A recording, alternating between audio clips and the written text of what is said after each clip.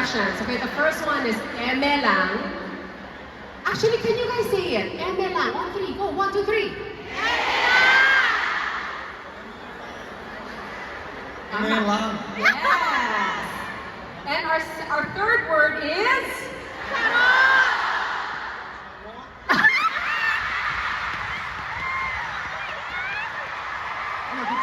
That's how you did it. ginaya na lang daw, may nagganon. Okay. Oh. What do you think this means? Eme lang, charot. What do you think that means? 샤워.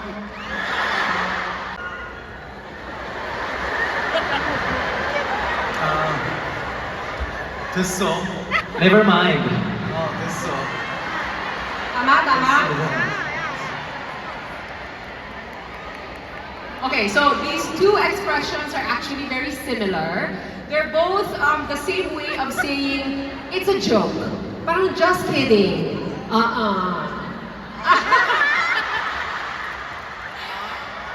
I-replies pa rin pala. Joke lang.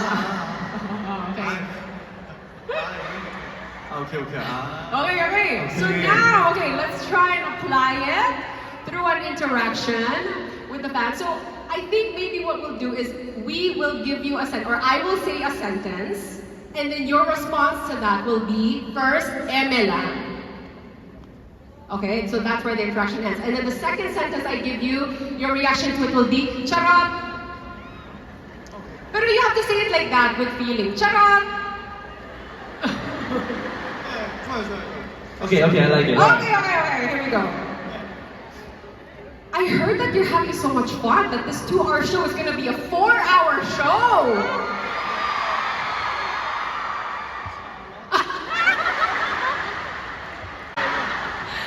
Okay. 이게 둘이 다 다른 말이에요? Are those two different? Like, it has different meanings? 근데 이게 누구나 다 쓰는 말이에요? Is this a word that everyone uses? 난 이 말 한 번도 안 써봤다. Raise your hand if you haven't used this word in your entire life. Ever? 많은데? Ang dami. But you're aware, diba? They're popular terms. They're popular phrases. Yes. Oh, one more. Okay, this one. You say charot, okay? You know the shower scene in Queen of Tears? I heard we're gonna see it live and in person tonight.